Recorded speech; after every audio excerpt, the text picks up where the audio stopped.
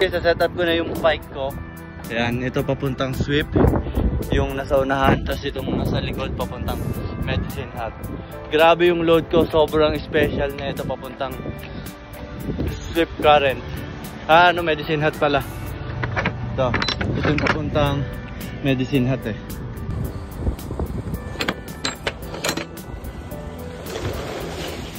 Grabe oh, kita nyo? Grabe yung special niya, no?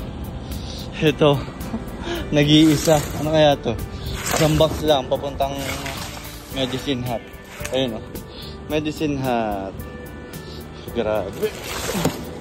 Grabe, ano kaya laman nito? Baka pera to. Nakabox. Grabe yung nagpa-ship nun ah. Sobrang mayaman yun ah. Isang box lang. Tapos buong trailer ang gamit oh.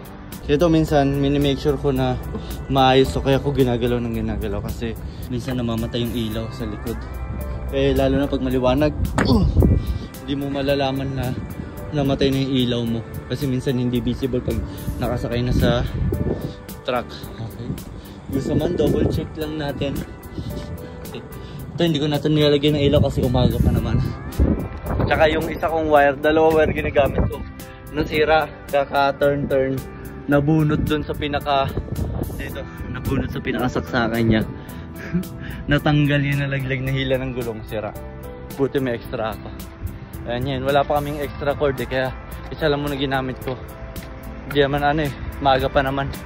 Tsaka okay lang yung sa timbangan, basta ang importante itong trailer, dalawang trailer, yung may ilaw. Haba oh.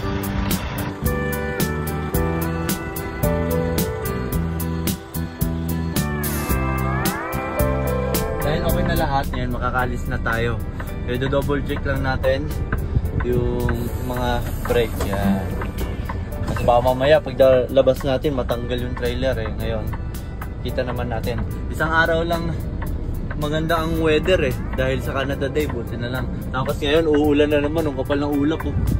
Ang dilim na naman, ang aga pa, alas 7 pa lang ng gabi. Dapat alas 10 pa ng gabi didilim eh. Mukhang uulan to doon, pero okay lang para tanggal yung mga bugs sa windshield natin. Hindi ako sanay mag-drive nang hindi ito nakababa eh.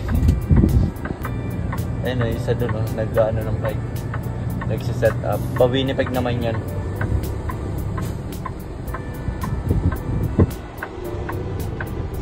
Hindi kami pwede dumaan dyan eh, masikip. Mahihirapan kami doon. Kaya lagi kami Victoria ang daan.